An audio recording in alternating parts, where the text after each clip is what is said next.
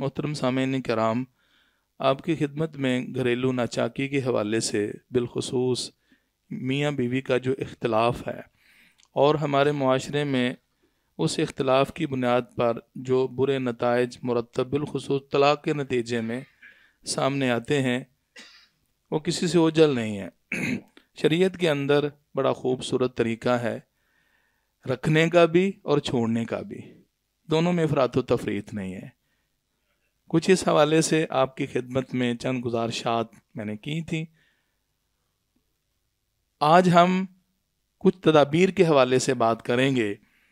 کہ طلاق ایک آخری لاہ عمل یا چارہ کار کے طور پر مرد کو استعمال کرنی چاہیے۔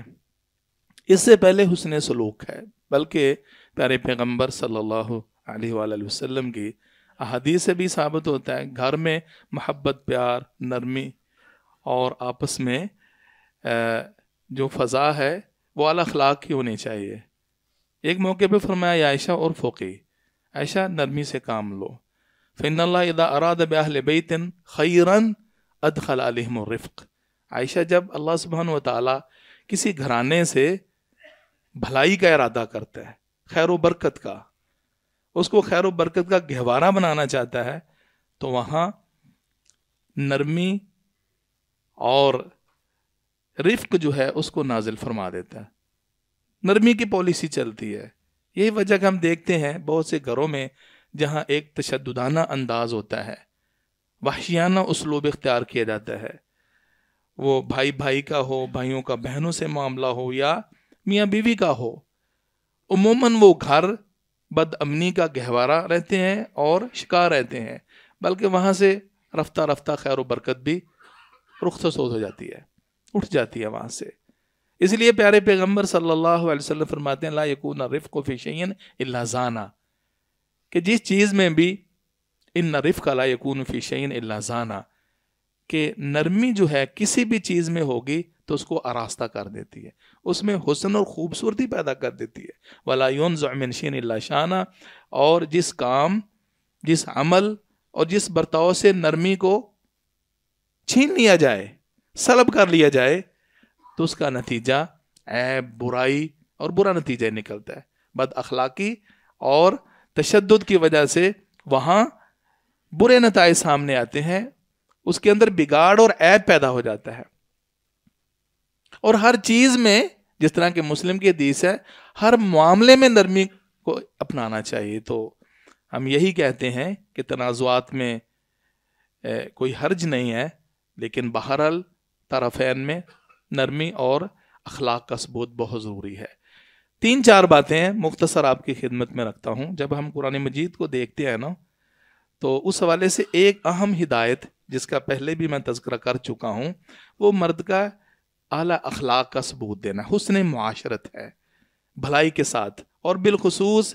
وہ عورت کی ایک دو یا بعض خامیوں کو نہ دیکھے، اگر اس طرف مزید خوبیاں ہیں تو ان خوبیوں کی بنیاد پر اپنے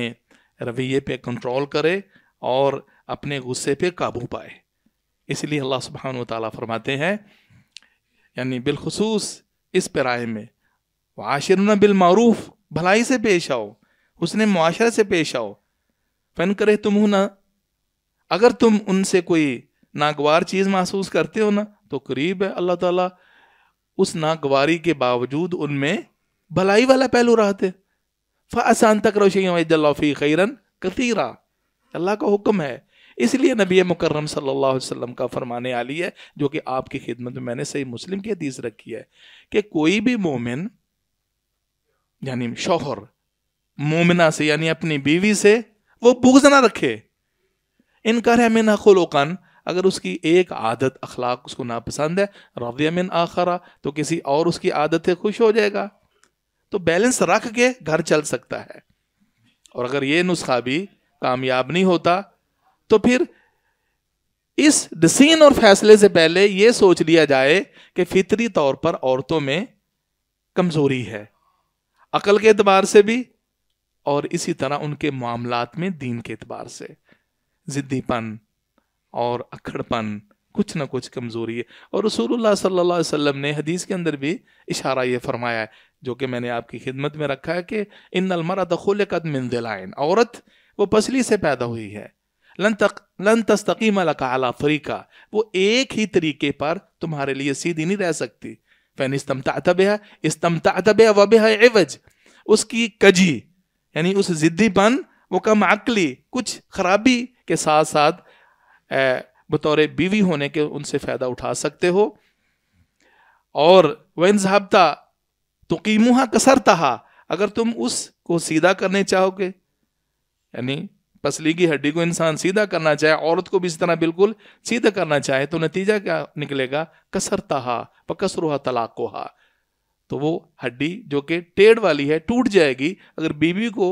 اسی طرح سیدھا کرنا چاہو گے تو کیا ہے؟ اس نتیجہ طلاق کی صورت میں نکلے گا۔ لہٰذا نرم پالیسی، یہ اس کی جو کمزوری فطری دیکھ کر انسان کو یہ اسلوب اختیار کرنا چاہیے۔ اور اگلا جو حل ہے سورہ نساء میں اللہ سبحانہ و تعالیٰ فرماتے وَاللَّاتِي تَخَافُونَ نُشُوزَهُنَّ فَاعِظُوهُنَّ وَاهْجُرُوهُنَّ فِي الْمَضَاجِعِ وَاضْرِبُوهُنَّ، انسان کو جائزہ لینا چاہیے کہ اب کون سا مرحلہ ہے اور مجھے کیسے چلنا ہے۔ وہ سب سے پہلے اختلاف کے وقت یا تضاد کے وقت یا آپس میں جب بحث و مباحثہ یا شدت پیدا ہوتی ہے تو شوہر کو کیا چاہیے؟ اس کو چاہیے کہ ان کو نصیحت کرے، فَاعِظُوهُنَّ، سمجھائے۔ نصیحت سے کام نہ چلے، وَاهْجُرُوهُنَّ فِي الْمَضَاجِعِ، اپنا بستر الگ کر لے، کہیں اور رہائش اختیار کر لے۔ اللہ کے رسول صلی اللہ علیہ وسلم نے بھی ایک موقع پر اس عمل کو اختیار فرمایا اور بہترین گھر کا ڈسپلن ہو گیا۔ اور اگر اس سے بھی کام نہ چلے وَاضْرِبُوهُنَّ، تو پھر ذرا ان کی گوش مالی بھی کر سکتے ہو، ہلکی پھلکی ضرب، مرد جیسے مارتے ہیں ویسے نہیں، حدیث میں غیر مبرحن، وہ ایسی ضرب نہ ہو جس سے نشان پڑے، یعنی سرزنش، ڈانٹ ڈپٹ، ہلکی پھلکی۔ محترم سامعین، جب یہ چیزیں بھی کارگر ثابت نہ ہوں اور نوبت یہاں تک پہنچ گئی ہے کہ اب حکمت عملی کا کوئی راستہ بچا کہ نہیں بچا، پھر ایک اور حل موجود ہے۔ اللہ سبحانہ وتعالیٰ نے سورۃ النساء آیت نمبر 35 اندر فرمایا وَإِنْ خِفْتُمْ شِقَاقَ بَيْنِهِمَا فَابْعَثُوا حَكَمًا مِنْ أَهْلِهِ وَحَكَمًا مِنْ أَهْلِهَا إِنْ يُرِيدَا إِصْلَاحًا يُوَفِّقِ اللَّهُ بَيْنَهُمَا إِنَّ اللَّهَ كَانَ عَلِيمًا خَبِيرًا، یعنی اگر تمہیں یہ خدشہ ہو، نظر آ رہا ہے کہ اب یہ اختلاف بڑھتا ہی چلا جائے گا اور مخالفت ختم نہیں ہونے پانے والی، مزید یہ تنازعات بڑھیں گے، دونوں میں اختلاف اور مخالفت کا خدشہ ہے،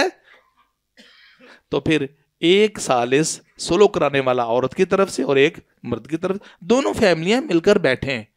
اور وہ غور و خوض کریں، اور پھر اس بحث و مباحثہ، اس محفل میں بالآخر یہ نتیجہ نکل ہی آئے گا کہ آیا آپس میں اب مل جل کر ان کا زندگی گزارنا ممکن ہے یا ممکن نہیں ہے۔ پھر اسی مجلس میں یہ فیصلہ ہو سکتا ہے۔ اس مجلس کے بعد آخری لاہ عمل کے طور پر طلاق کا آپشن ہے۔ انشاءاللہ اس پر مزید اللہ کی توفیق سے کہ رسول اللہ صلی اللہ علیہ وسلم کا طلاق کے حوالے سے طریقہ کار کیا تھا اور اس سے متعلقہ احکام آئندہ مجلس میں ہوں گے۔ وما علیہ الا البلاغ، سبحانک اللہم و بحمدک، اشہد ان لا الہ الا انت استغفرک و اتوب الیک۔